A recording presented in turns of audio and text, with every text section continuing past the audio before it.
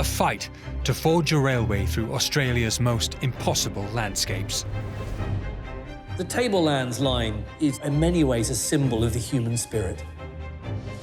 Trying to build a railway in such a swampy area, you would be right up here in water. You know, the difficulty is immense.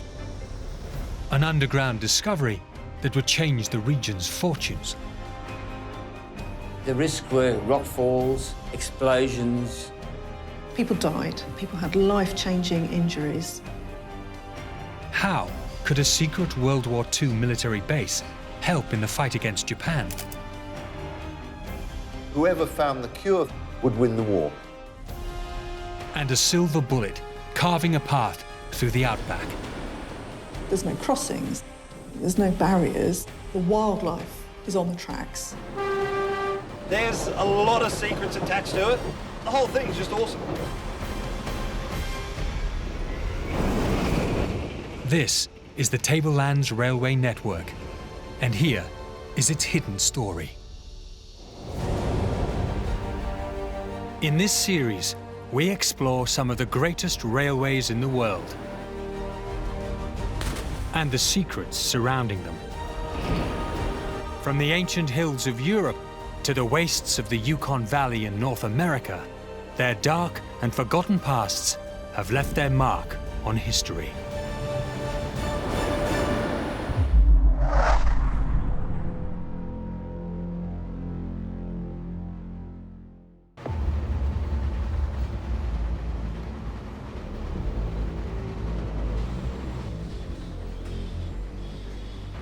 The Tablelands line is serious railway building.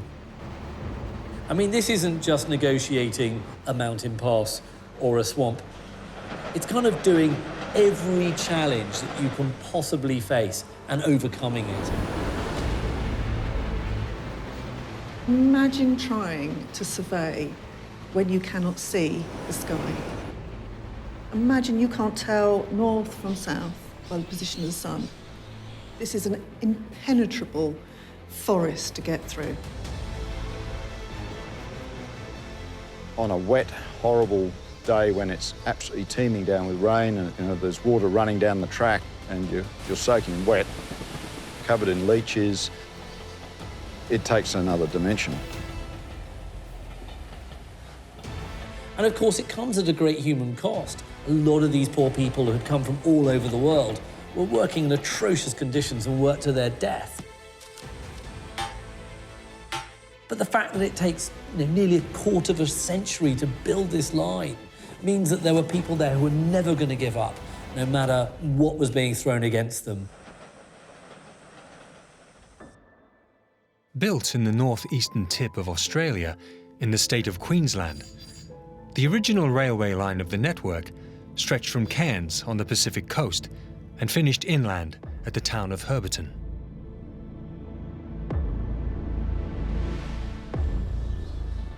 Hidden under the canopy, thousands of holes lead to an underground world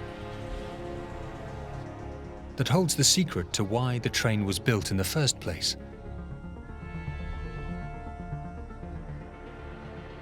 Duncan Ray is a local adventurer. This area between Herberton and Chilligo has the most diverse geology of any place in the world. You find pretty much everything here. Tin, gold, silver, copper, indium, antimony. It's just endless. This railway line was built to make money for the mining industry, but it ended up playing its part in the biggest conflict the world has ever seen.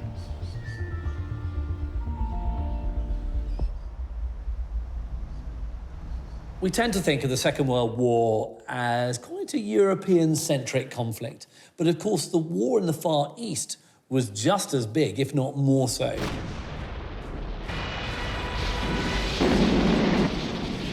Australia, of course, was right in the forefront of this war, and not many people know that Queensland became one of the major Allied bases in the region.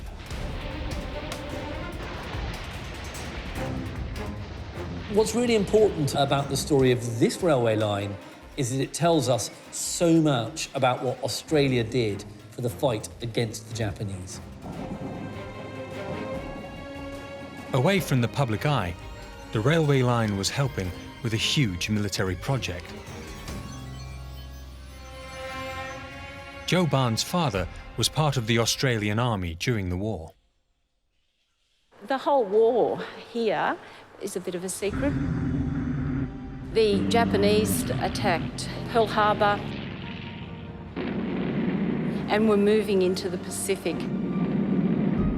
Australia was next in line. In February 1942, they bombed the northern tip of the country. The whole nation was under threat.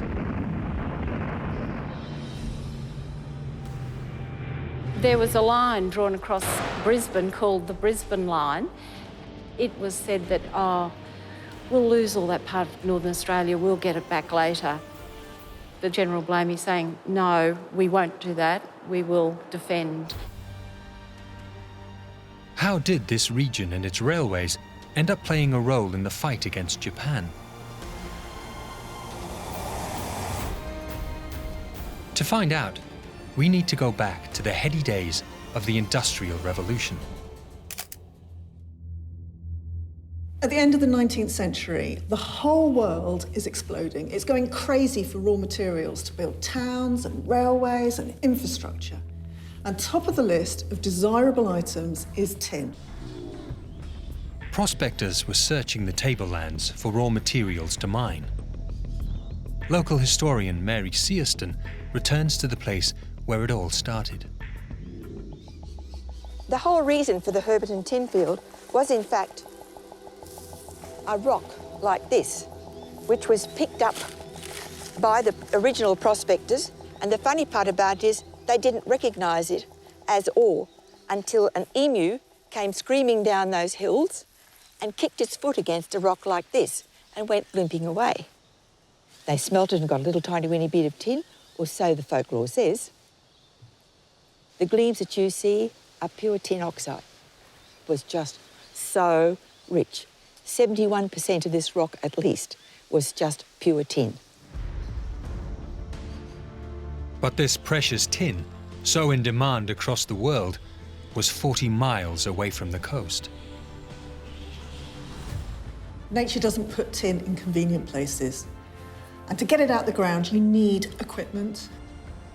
And we're not just talking about a few wagon loads. We're talking about tons and tons of equipment.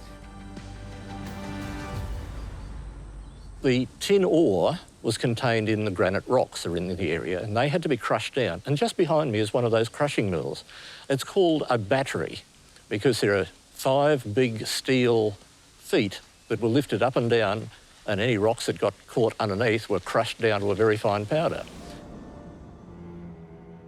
It's ridiculous to be shifting that stuff by hand. They needed a mechanical way to do it. The only lines of communication between Herberton and the coast were muddy tracks that were washed away in the monsoon rainy seasons. 6 months to travel the 40 miles across rainforest, bogged to the axles at times. Compare that to the railways.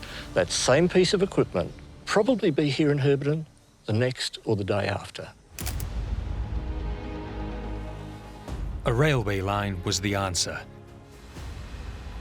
But first, they would have to conquer nature.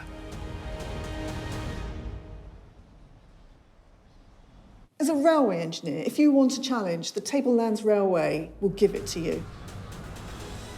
It starts off in the mangrove swamps, heads into rainforest, and then through the mountains. And then you'll find yourself in the bush environment. 4 incredibly different, very challenging environments in a relatively short distance. The 40 miles that separated Herberton from the coast didn't only present a challenging terrain. There was also the threatening wildlife. Crocodile-infested rivers, spiders and snakes lurking in the dense forest, and even trees were to be feared. Tim Daniel is an Australian Reserve Army major and a survival expert. So this is probably not unlike the conditions that the early explorers experienced in the 1870s. This sort of vine thicket is typical of what you get on these steep slopes.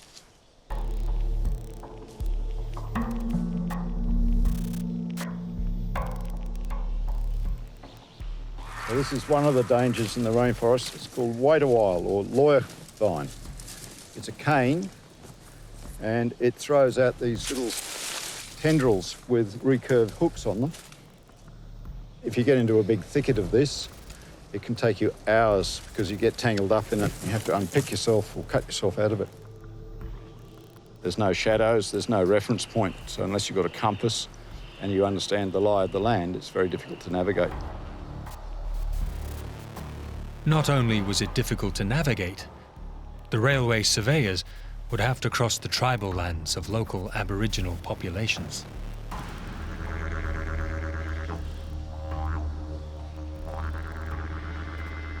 There are two histories to the land in that part of Australia. There's the history that came with the white settlers and all of their doings, but then there's the history of the Aboriginal people, which goes back 40,000 years. The authorities were going to need help. In 1882, they contacted a mysterious and unusual man by the name of Christy Palmerston. A secretive character with unknown origins who they trusted to find a route for the railway to the coast.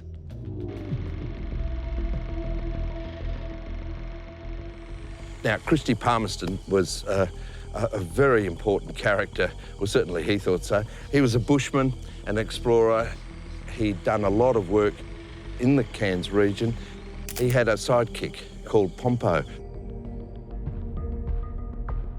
Pompo was a local Aboriginal who could guide Palmerston through the ancestral Indigenous tracks that crisscrossed the jungle. Christy Palmerston spent 3 months combing the country between Port Douglas and the Barron Gorge, looking for suitable gradients. And he makes that remark that he just couldn't see where a railway could come through. In spite of the impossible landscape, Palmerston eventually put a route forward. He recommended going from Port Douglas, that was then a thriving harbour town in the north. This option avoided having to build any tunnels and included very few bridges. In the end, though, the dwindling town of Cairns was chosen because it was thought to have a better port. But that meant building 15 tunnels and no less than 90 bridges. For better or worse, the line would start in Cairns. Now all they had to do was build it. But that was easier said than done.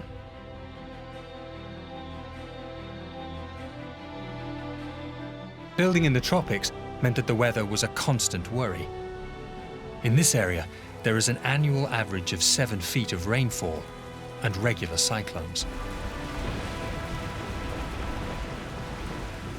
Nature threw quite a lot of curveballs up on the line between Hobbiton and Cairns, but you have to get over it in engineering terms. You have to see each new challenge as something to rise to and to force that railway through.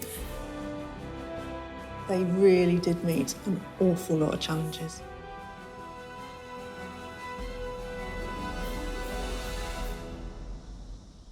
The first hurdle was that Cairns was built on a challenging terrain. You can see here why they had so much difficulty in trying to build a railway in such a swampy area, and we're walking in the dry season. This would have been, you would be up to your knees or right up here in water. You know, the difficulty is immense. And of course, not only swamps, you've got snakes. You've brown snakes, taipans, black snakes, and leeches, as well as a myriad of mosquitoes, which of course helped spread fever amongst the workers and brought them down very easily. To make it worse, the railway contractors, trying to keep costs low, weren't offering proper health care to their workers. The Cairns Post reported the story of a man who was suffering from a fever.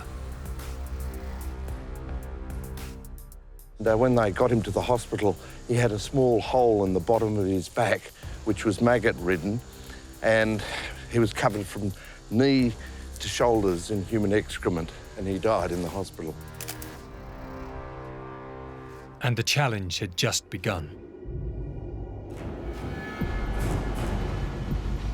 After the swamps, the railway builders had to reach the top of the Tablelands by carving through the hostile jungle on a steep incline that went over 1,000 feet.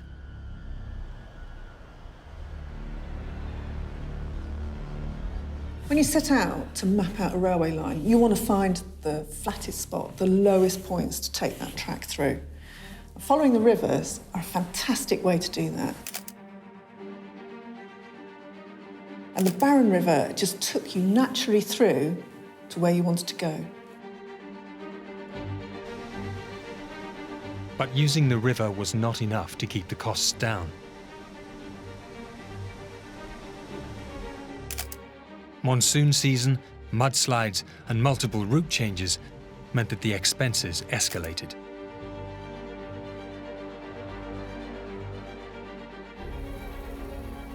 In the end, building the first 32 miles cost the equivalent of £165 million in today's money. It was an incredible achievement, but in 1890, Australia hit a decade of financial turmoil. The funds for the line to Herberton were pulled out, and building works were dropped. But one man stepped in. A gentleman by the name of John Moffett, who was a mining entrepreneur from the 1880s, decided he could do it. He never overbuilt anything. So his railways tended to be a little bit light on rail size. Starting in 1900, they were put down very quickly. In the next 3 years, he built over 200 miles of railway. These railways linked his mining empire in the west to the existing line. The original route had been completely diverted away from Herberton.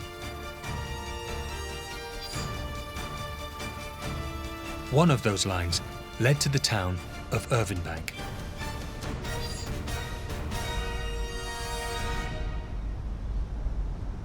This is the old original railway formation. This is what it would be like coming in by train into Irvinbank. John Moffett set his whole empire up based on this little community here. So you can see the lovely lake on your left with the hotels over there, and then you'd hear the stamping of the battery, the 30 head of stampers crushing the rocks.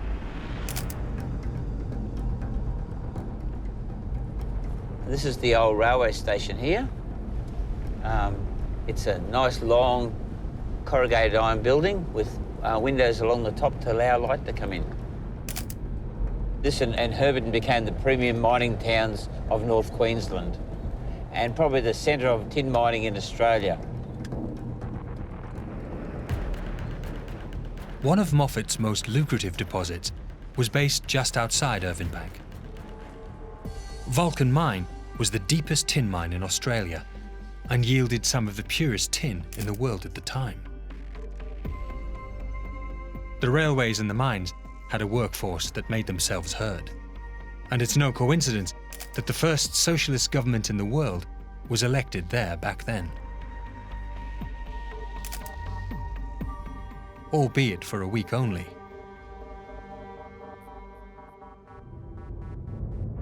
Despite a strong union and left-leaning policies, working underground was harsh, to say the least.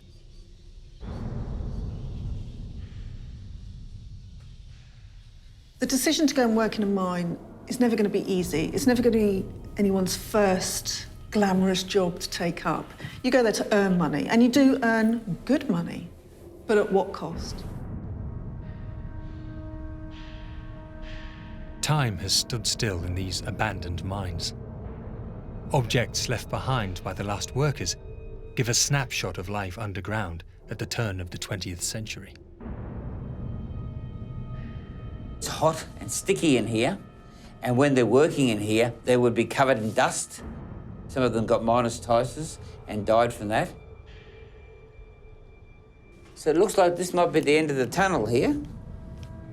And looks like they've gone uphill, up into started to form a shaft going up. That glowing little area there, that's the last remnants of the tin. This could have been, a few $100 or maybe a few $1,000s worth of tin out of this little pocket. The risks were rock falls, explosions. My great uncle, he worked in a mine in Charters Towers, and at one stage the rock started moving and the timbers were starting to groan and creak under the weight of the falling or the loosening rock. So he held the timbers up while the other miners that were working with him were able to escape out of the mine. But the sheer weight of holding that up ruptured all his stomach, and he died a couple of days later, unfortunately. People died, people got sick, people had life-changing injuries. So that balance between the money in your pocket and your health had to be very, very carefully weighed up. After the Australian Depression was over, the train line carried on growing south and finally reached Herberton in 1910. Mining by then was not as lucrative as it once was, but the lines took on other purposes. They were used for timber trade, railway ambulances, and for transporting students on their way to school. In the 1940s, though, something very strange happened to the region.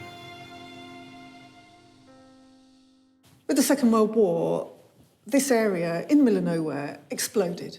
Suddenly you've got thousands of troops coming and going. World War II brought a huge spike in railway traffic in the region. It went up by 66%.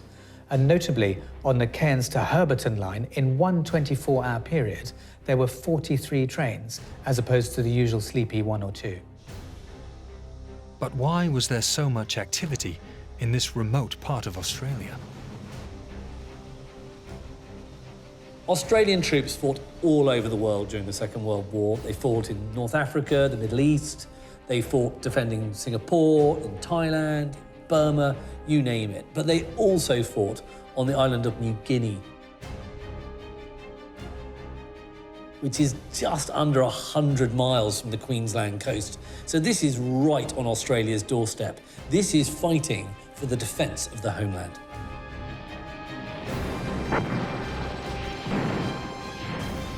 The fight in New Guinea was so close that people living in Cairns said they could hear the bombs. They needed a military base in Australia to support the Allied fight, and they found it in the Atherton Tablelands. Part of the reason they chose this area is because of the railway. That infrastructure, that civil engineering, allowed huge numbers to come in and to be transported around, goods and people. That enabled the Australians to rapidly fortify the area and turn it into a military zone. This top-secret project transformed the area into a hive of activity. They built fortifications, radar stations, an airfield, anti-aircraft units, supply facilities, and barracks. They were all there to accommodate the tens of thousands of Australian and American troops that took over the sparsely populated region.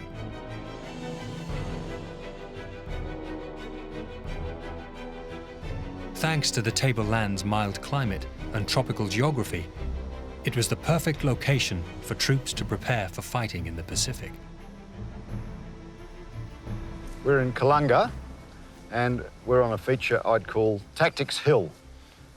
And this was used by the 16th Brigade for training. And they dug in an entire battalion defensive position on this little ridge. Going around with a metal detector, we found piles of used cartridges from both Owen guns and Bren guns. It was used as a teaching device, and they practiced attacking and defending here. The railway line runs along on the other side of the river. It's well within weapons range. I think this position was chosen mostly because of its tactical teaching, but also the theory would have been that it blocked the use of the railway. So if the Japanese decided to advance along the railway, this position would have effectively prevented them from moving along the railway.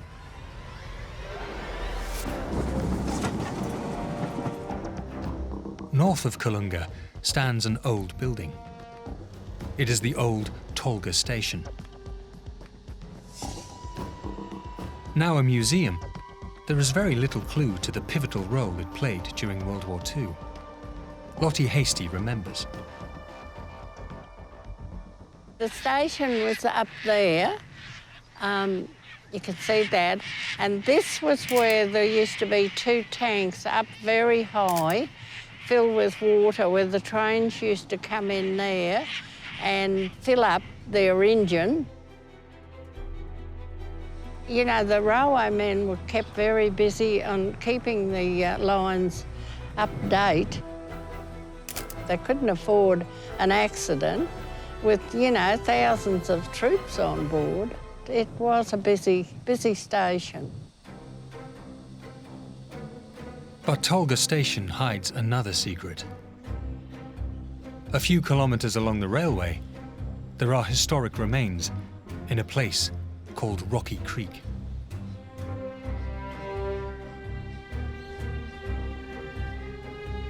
So today, what you can see at Rocky Creek is but a shadow of what it was like during the war. Much of the site is neglected. You've just got these old walkways left covered in bitumen. You've got some pipes left over from toilets and bathing blocks. But what are these abandoned remains doing in this area? And why are they so close to where the railway once ran? Rocky Creek was the biggest hospital complex in the Southern Hemisphere. The huge hospital complex built out of the bush, built where there was nothing there before. It was built incredibly quickly for a purpose, out of canvas and then later on bits of concrete on the foundations, in a very temporary kind of way. And eventually it became an enormous complex with 1,200 beds in the military zone, treating all sorts of patients, war wounded, those suffering from venereal disease and even psychiatric disorders. In its 3 years of operation, 60,000 patients were treated at the Rocky Creek Hospital. Today, the only standing building that remains is this strange structure that they call the igloo. This igloo was built as a temporary building 73 years ago, put up very quickly, and it was used as an entertainment place. The stage was used for vaudeville acts and travelling shows that came through to entertain the troops. There were dances held here, and there were nurses, of course, who were working at the hospital. And there was a great deal of exchange between the Americans and the Australians. But a more sinister business was taking place in the vast Rocky Creek complex.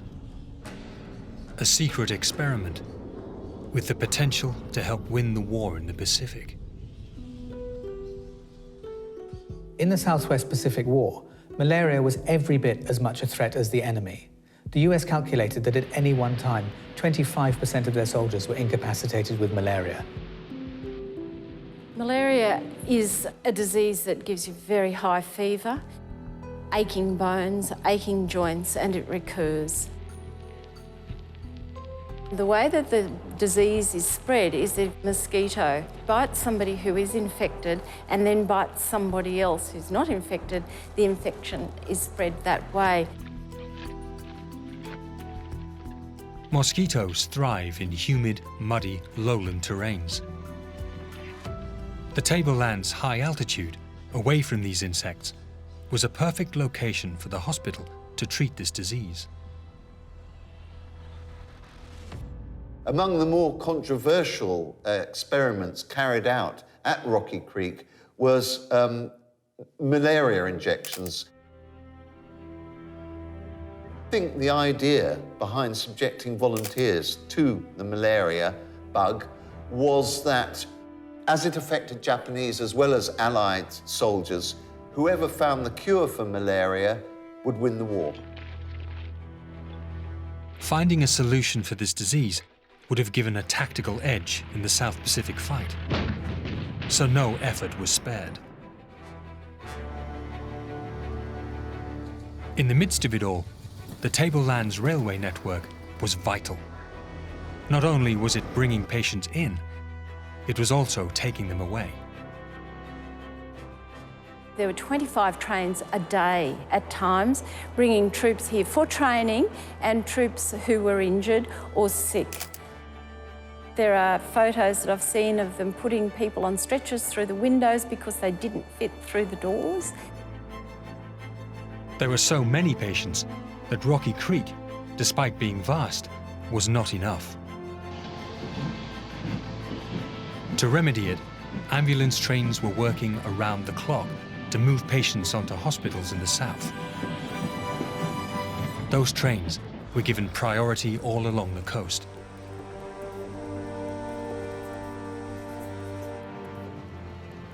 Much of the Tablelands railways have now disappeared, but there is one section still in use, and the carriages running on it have survived through the different eras of the line.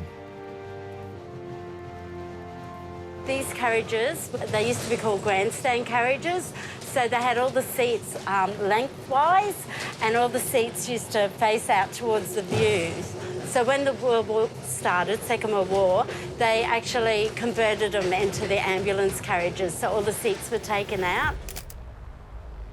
Those ambulance trains transported both Australian and American soldiers. They had to be put in different carriages just to save conflict.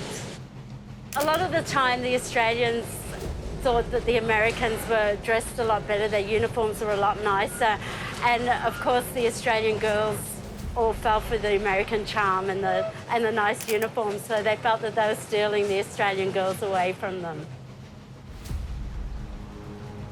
After the war, the Tablelands transport system was completely transformed.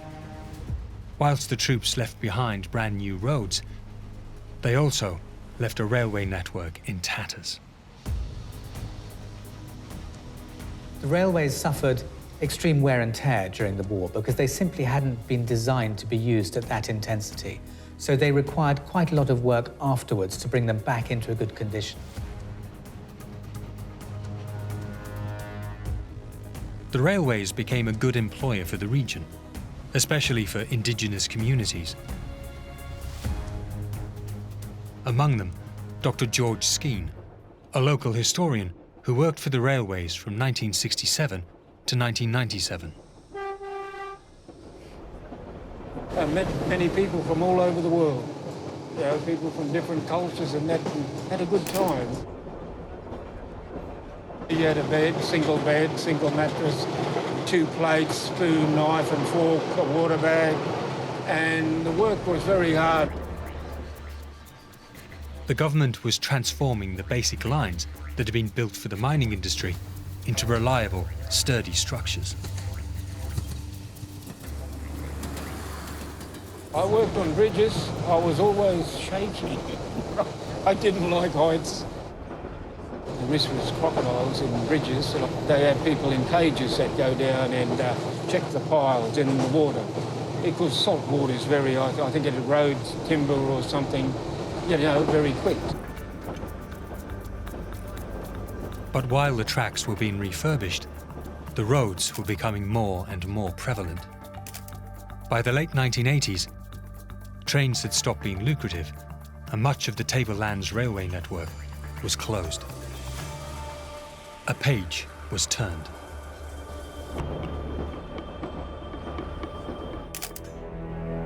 The building of the railways had changed so much for settlers, but also for Indigenous communities. Sisters Daphne Miller and Desley Mosquito are descendants of the Jiribal Rainforest people. It did disrupt our way of living back then, and probably a little bit more frightening than anything, not knowing what's happening. It became something that we had to adjust to and depend upon. The railway was our mode of transport. It was just so easy to go over the road and catch it and travel from here to Cairns. And so it became part of our lifestyle. It was everything to us. Got us where we wanted to go. The closing down of the railways have left many people with a sense of nostalgia. But luckily, there is a group of people who are making sure the past is not completely gone.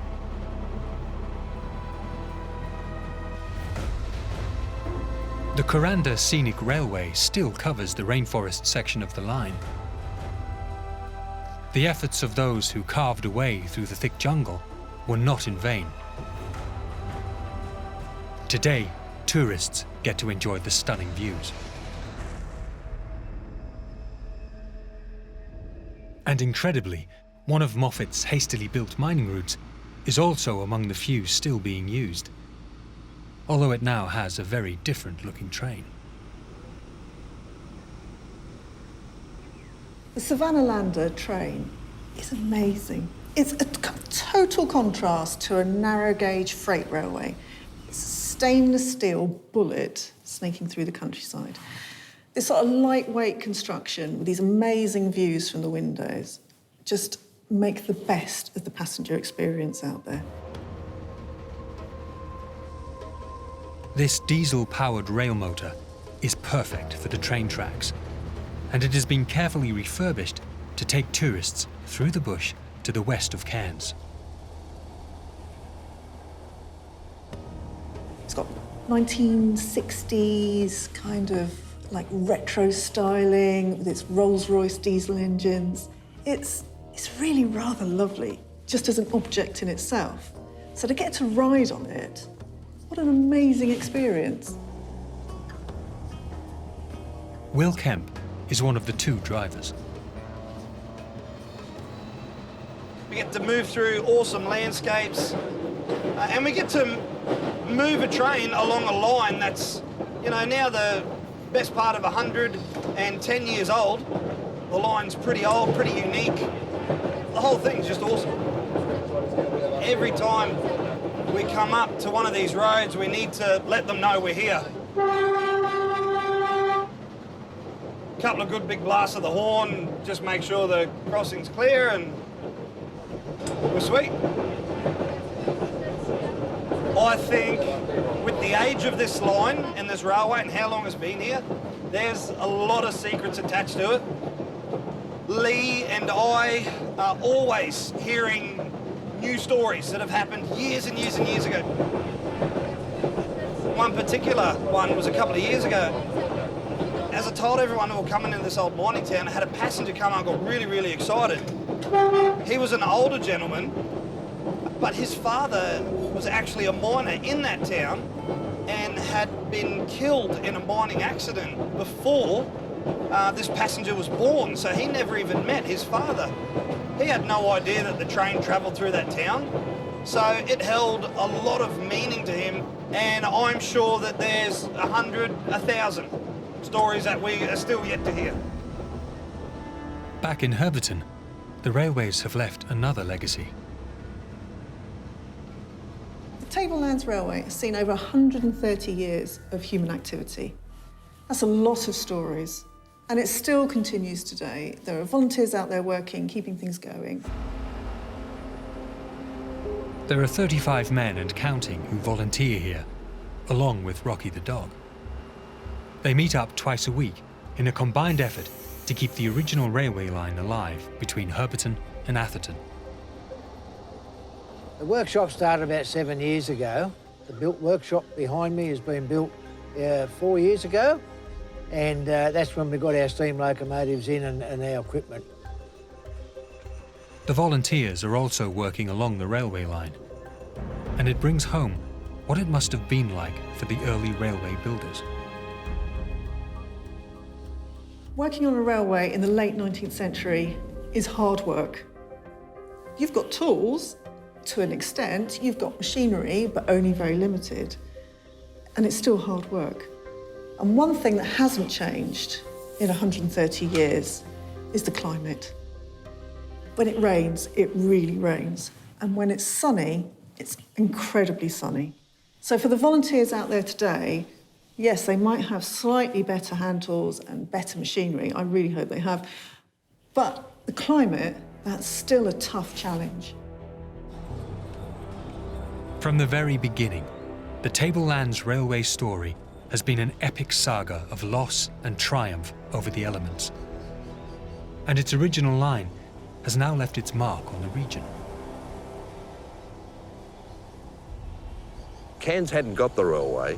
If it had been Port Douglas, they would have been the centre. No, it really did make a world of difference. Cairns became a pivotal place for export and import for far north Queensland, and it's what set this region going as a major centre in far north Queensland. But it also had a further reaching impact. And the irony of its success is that it ultimately brought about its own demise. This particular railway line, when they built it, it's civil engineering. It's creating a safe way to move an awful lot of material over quite a long period of time. But suddenly, World War II happens and everything changes. The railway network allowed things to get moving very quickly. At that point, they built a road. So the success of the infrastructure of the railway brought the road, and the road actually condemned the railway. There is much to be learned from these abandoned tracks.